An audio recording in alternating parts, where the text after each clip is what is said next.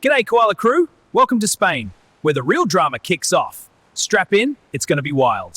Oscar took pole by a mile, and Lando took P2 by borrowing a toe. Then Lando spent the entire race complaining about tyres that were fine, while repeatedly trying to undercut a guy who was faster. Bold strategy. Stay tuned for the triple undercut fail, the eternal tyre whinge, and one very quiet racing masterclass up front. G'day, Koala here with another thrilling installment of McLando, the drama you couldn't script, but probably should. Disclaimer, this is parody. Calm down, lawyers. This content is fictional. Fortunately, the racing wasn't. Some takes in this video may conflict with popular narratives. That is not an accident.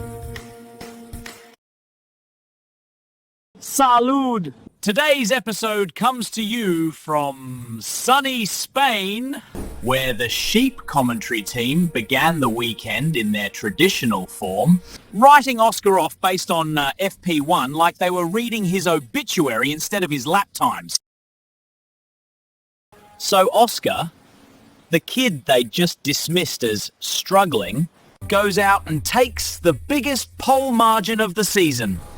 Meanwhile, Lando heroically clings to P2 by slipstreaming Oscar on his flying lap, without asking, without warning, without even a polite coming through, mate. Oscar politely calls it cheeky because he's Australian and therefore not allowed to say what he really thinks. We call it classic Lando, beneficiary of teamwork he didn't actually do. Lights out and Oscar launches perfectly.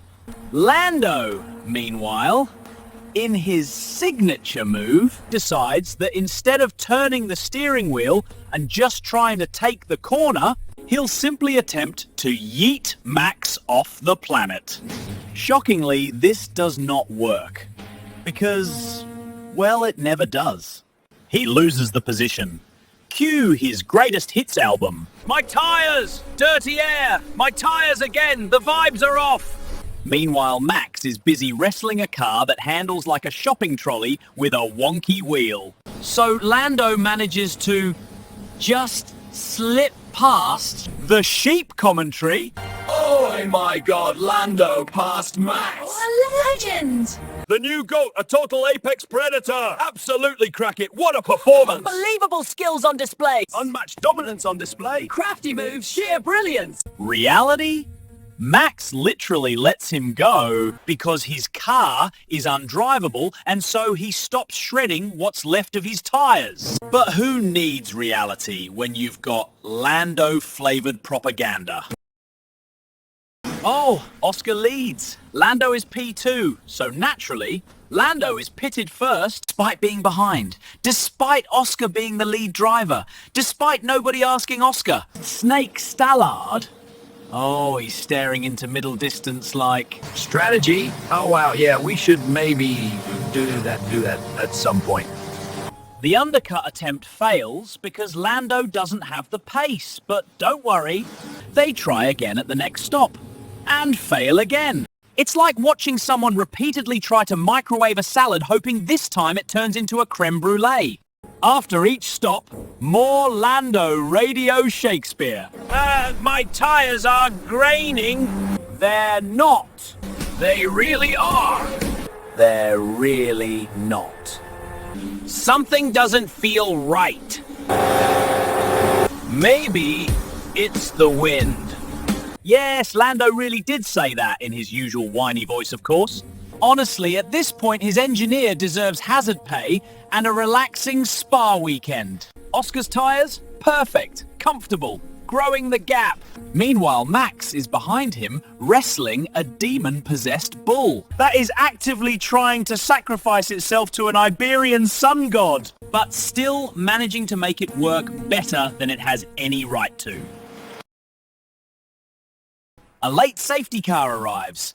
Oscar is called in for fresh tyres, and Lando, like a toddler seeing someone else get a toy, immediately demands to box too. But finally, Oscar gets pit priority. It's a McLando miracle. The papaya planets must have aligned.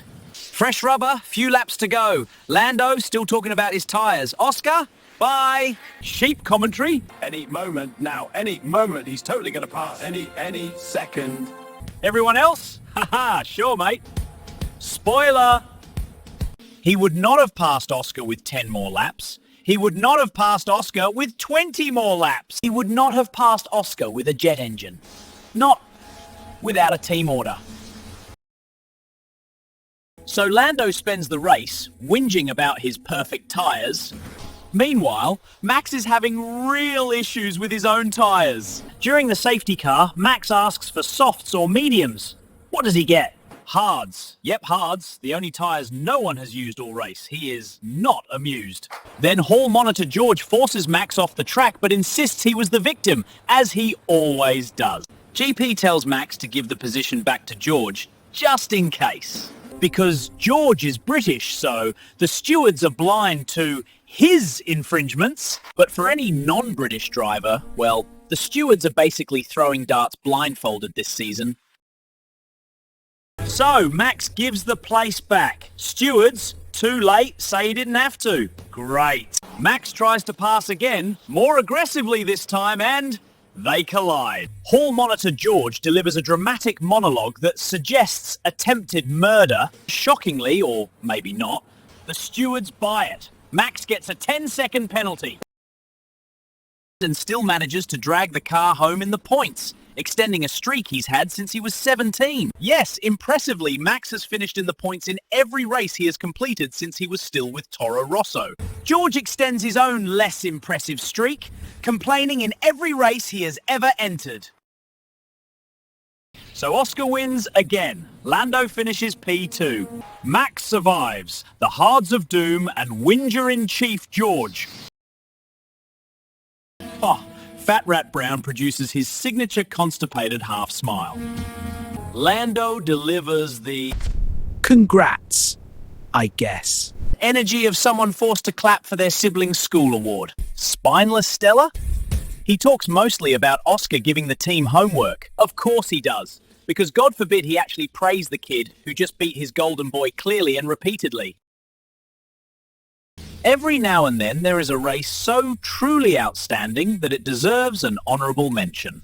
Let's take a moment to remember a proper historical drive at this very circuit. One that somehow gets quietly shuffled to the back of the highlights reel. Cast your mind back to Spain 2003. A young rookie Alonso on worn tyres in an underpowered Renault held off the mighty Schumacher for 11 straight laps.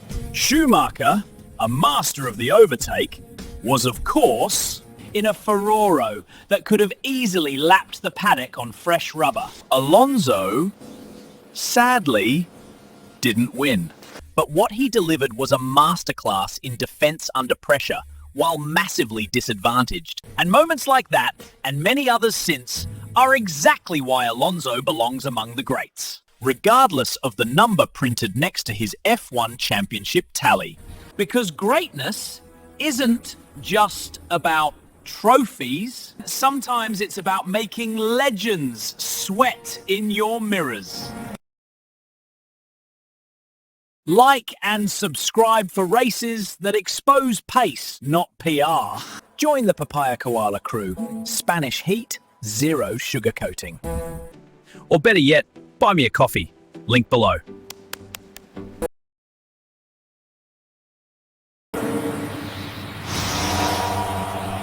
Whoops, maybe it's the wind?